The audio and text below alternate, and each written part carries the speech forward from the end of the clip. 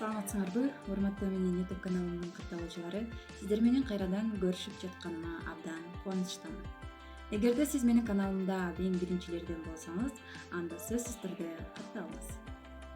Бүгүн мен сиздерди психологиялык тесттен өткөргүм келет. Эгерде сизге психологиялык тест оюндары кызыктуу болсо, бул видеону башынан аягына чейин толук сөзсүз түрдө көрүңүздөр. Бул психологиялык тест оюндарына айымдар, мырзалар, кыздар, балдар деги баары катышууга болот. Бул психологиялык тесттин аталышы Бактылуулуктан келген кат деп аталат. Оюндун шарты абдан жөнөкөй. Анда эмесе баштадык.